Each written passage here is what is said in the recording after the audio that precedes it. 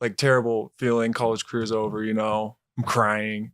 And I'm walking out to the stands after, being in the locker room for a little while, and walk out to the stands, see my family. And then there's a guy sitting in the chairs. We're like walking up that aisle in Boise, whatever. And it's it was the owner of Gear Up Sports who I was going to work for. And I like have tears coming down my eyes. I have a mullet still. And I see this guy sitting there, and he's like, hey, and we hadn't met in person yet. So that was my first interaction with my boss, like right after that game. Ooh. Yeah. That's great.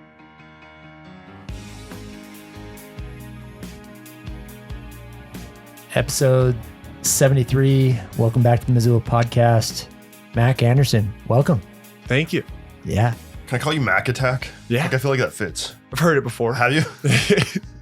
Crazy that you've heard that. Yes. The Real- Mack Attack. Real original. Yeah. How tall are you, Mack? I'm 6'9". 6'9". When did you go through your big growth spurt? I was pretty steady. So yeah, I was never like the tallest guy in middle school and stuff, but I think high school 6'2" freshman year, and then I grew 2 inches for like 4 years in a row. So I'm kind of 6'10" with shoes. I don't know. I haven't measured myself in a while, but yeah, I grew 2 inches for all of high school, and then I think I grew another inch or two in college. In the program, your height, were you listed at your real height, or was this one of those embellished? Like, I think I went 6'9" all the way through Okay. college. Yeah. I admire Which that. might have been a lie freshman year, and I might have been 6'10" senior year. I don't know. All right. I lied on the weight a little bit more. I made myself heavier than I was. Well, take me back to senior year in high school when you're deciding where you're going to go to college. How did you make that decision to come play at the University of Montana? Yeah, it was in the fall of my senior year. I had not had a lot of college interest throughout my high school career, so it all kind of happened that summer. Was mainly deciding between here and Montana State. I had an offer from Air Force too. Was kind of waiting out on Denver and Idaho at the time. My dad lives down in Denver, so I was thinking about going to play in Colorado.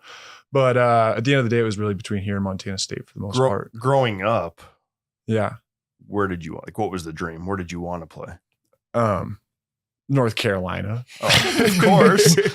Why not? I was never a huge Montana State fan though. Like my parents Good for aren't you. from Montana. Yeah. So Appreciate Good that. for you, about Mack. yeah. But I think Which, as a fan, I've always loved those games, like knowing that you were from Bozeman, uh-huh. that you chose to come to college. And Yeah. I admire that about you. Thank you. Speaks highly of your character. I did think about going there for a little bit, Yeah. but the staff mainly here, I came on like 4 visits throughout that summer and that fall, and just felt like home, felt like a place that I wanted to be. So What was different about the staff here that you connected with? I don't know, to be honest with you. I can't really put a nail on it, but one big piece of it was the success of the programs and the staffs at that time. They were not in a great spot over there. Montana had just come off winning a championship. So it just felt comfortable. I wanted to leave Bozeman too. Obviously I'm only, 2.5, 3 hours away, but that played into it as well. When you made the decision, what is the meanest thing that you heard from people in Bozeman when you decided to come over here? I mean, all your classic, Griz hate, but it always felt like it. I mean, it's a joke. I feel like I still get some grief when I go home. So When growing up, at what point in your life did you realize you had something with basketball, that it could take you places, get you through college? Like, when did it become more than just a backyard game? yeah, I honestly, like a sophomore going into junior year, that summer was when I really started focusing on it. I played soccer and I ski raced growing up, and that was kind of my thing. I liked to ski and I liked to play soccer.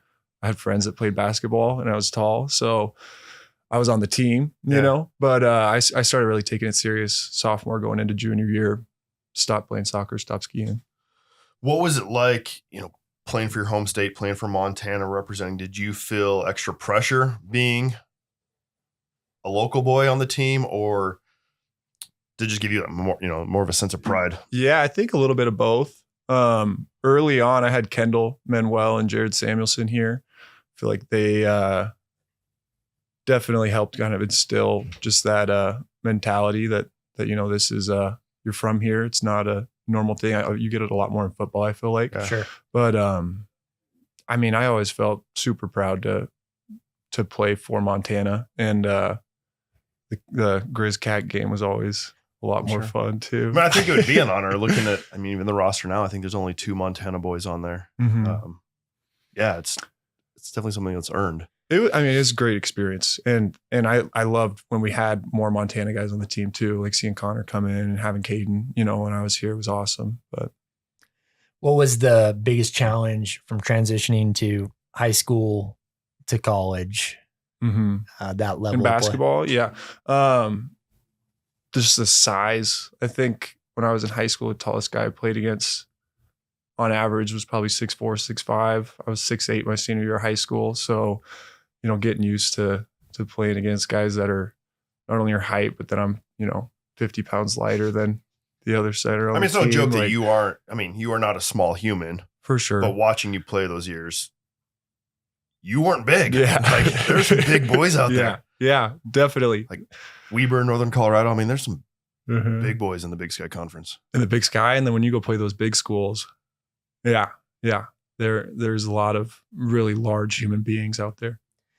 Do you have a particular game that stands out to you that was, other than maybe the Griz Cat games, where you played particularly well, or for whatever reason it stands out in your mind? Yeah, I always loved playing Eastern. Really liked playing Eastern. Northern Colorado, I'd have a bunch of family at those games. And then, yeah, Weber's always fun. You know, your typical Big Sky rivalries, I guess. The Eastern and Weber games, Montana State. What was one of the most impactful lessons you learned from Coach DeKeer, during your time at Montana? Feel like, I mean, I don't know. He had such a big impact in so many areas of my life. Just being a grinder though, and, you know, working towards the right stuff and doing it in a humble way and in a confident way. I think that's probably what I would throw it all into. Travis always as intense as he is on the sideline during a game? I mean, does he just live? I mean, he always kind of has that demeanor to him, but he'll joke around and have fun. It's like tightly wound. He looks like he's ready to snap at any He's moment. just dialed all the time. He is. Locked in. I've heard him say multiple times that like you represented Montana really well because of your toughness and your grit. Where does that come from? Where did you learn that? Where did you get that? And how did you continue to have that during your career? I think a lot of it comes from my family. You know, I grew up, my dad was always in the restaurant business. My mom was a school counselor. But, you know, obviously early on that has a big impact on how you act throughout the rest of your life, I think. But also, you know, I played with the same group of guys from 4th grade through senior year of high school. So I think a lot of that, you know, loyalty and like love for a program and a group came from those dudes. Spending that much time with the same group. Did you come to Montana? I got here in 2018 was my freshman year. Okay. Did you redshirt? Mm-mm. Came in, started playing right away. And then I got a COVID year. Okay. Let's talk about COVID. What was that COVID season like just on your emotional health? The stands are empty. Well, you had some cardboard cutouts, right? You know, but what was the emotional impact of COVID? That was a crazy year. So different than, you know, everything else. I feel like we were on such a tightly run ship. You know, we're getting tested every day. You can't see any of your friends. That was probably the hardest part because like you get so close with the dudes on the team. But like I grew up in Bozeman. I have a lot of, you know, people that I'm close with in Missoula and in Bozeman that I couldn't really see that whole year. So just trying to, you know, keep a relationship with somebody from a distance was just different. And it was hard seeing people, you know, doing that outside of the team. When we were, you know, if we were kind of going anywhere, it'd get talked about and we weren't supposed to. So kind of just locked ourselves up in the apartment for a year. Played a lot of video games. A lot of video games. What was your guys' go-to video game during that time in life? We played a lot of Fortnite and 2K and FIFA. Those were probably the three. And I don't even play a lot of video games, but that year, What else It were was you really doing? all we had Those to are do. still yeah. the 3 games. My son plays those 3 games. Uh-huh. Maybe some Rocket League. There might be some Rocket League in there. Yeah. But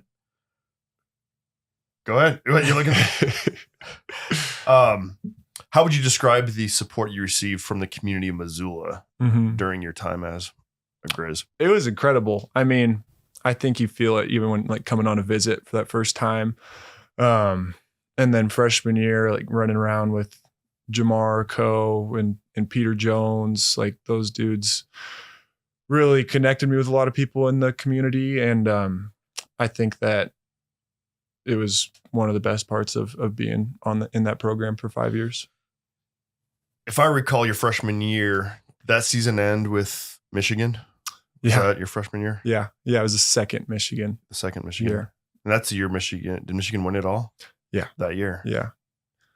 So Yeah. you played against the national championship or the national champion.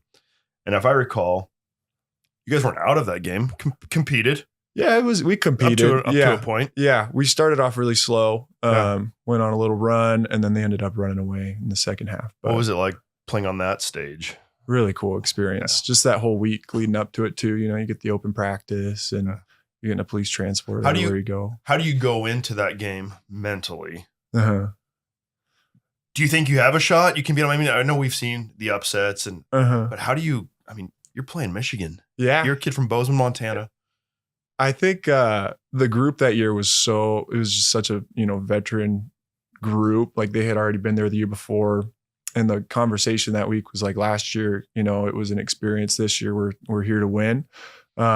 So as a group, that was the mindset for me. I came from, a couple months ago, you're playing at Butte High on a Tuesday night. And then now you're going to that. So like that entire year, it was a huge adjustment. I honestly kind of you just block it all out at the end of the day. You're playing basketball. So it was a lot of new experiences that year though. What is something that like the public doesn't know about being a college athlete? And what I mean is you guys are thrown in at 18 years old to a full-time job, essentially, classes, and in this community, like you become a big deal. What is something that like we don't understand about what that's like? Well, I think there's a lot of great things about it. Obviously, I think some of the harder things is the criticism. If you open yourself up to that, can be challenging. I remember I learned what Griz was my freshman year.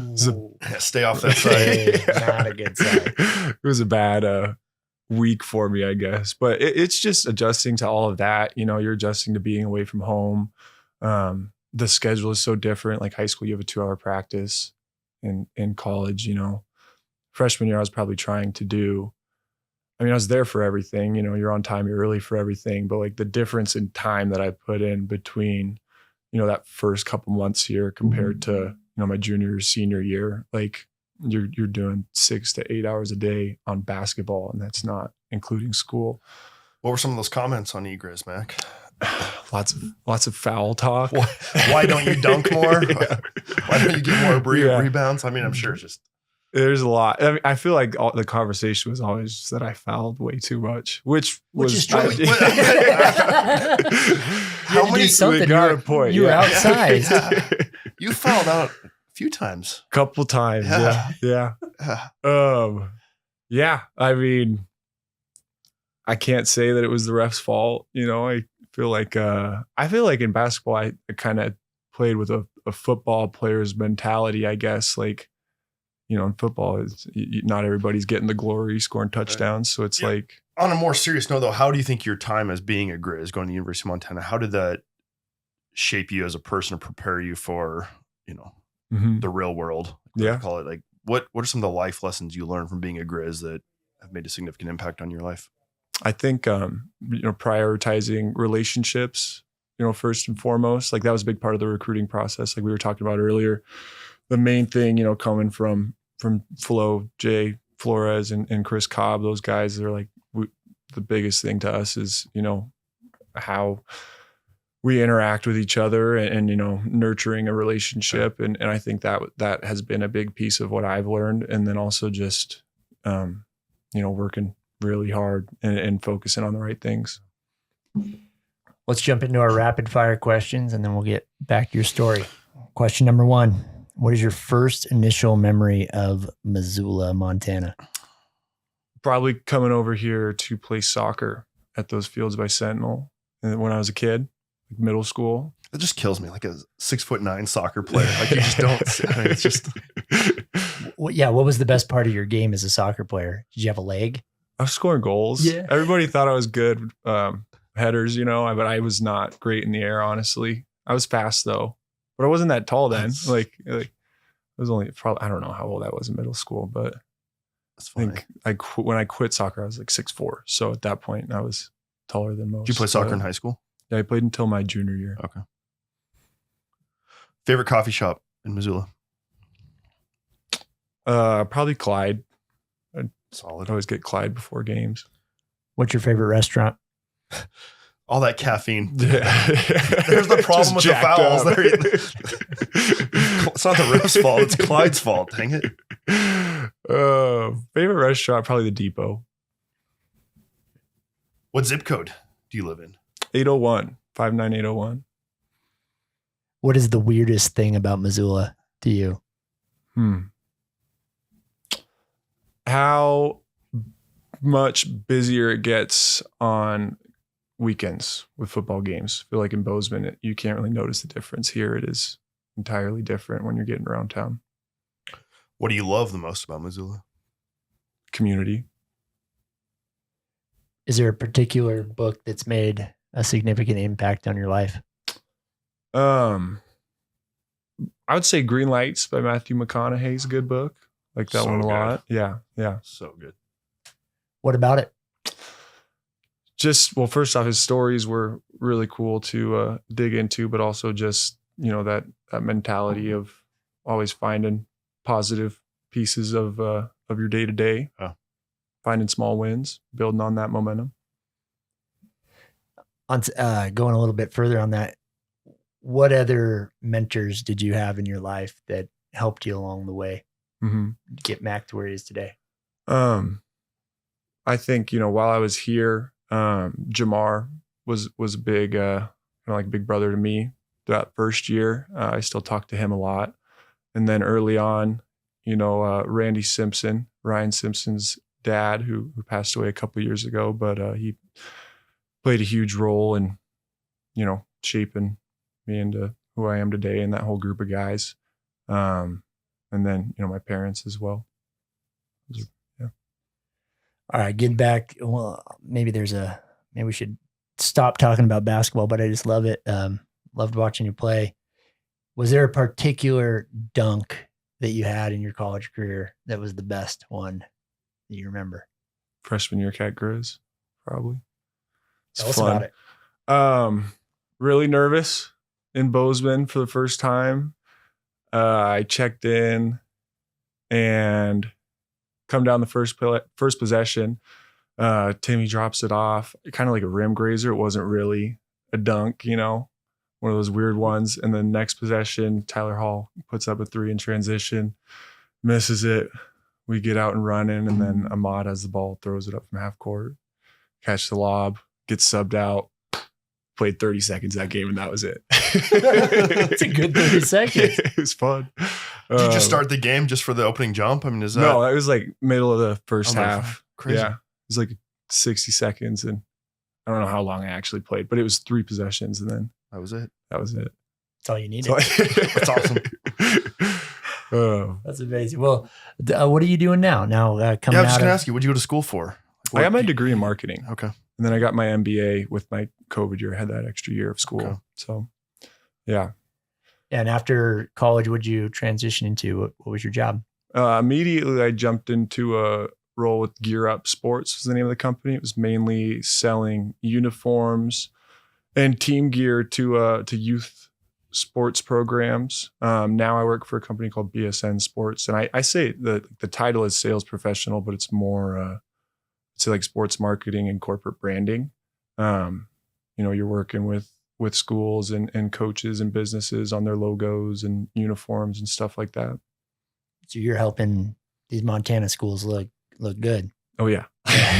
Tried to. Yeah. Well, why did you choose that? Why'd you go that direction? I got connected with one of the owners at Gear Up while I was still in school. He's Montana grad. And, you know, I wanted to stay involved with sports to some extent and kind of just fell into it. But I've been really enjoying it for the last year and a half now. What's been the roughest challenge coming from college athlete to the professional world? Initially, it was just going from having such a regimented schedule to, you know, you're in sales, you can kind of make your own schedule. So that was a big transition at first, working from home. You know, you're so used to seeing people every day, like the same group of people every day.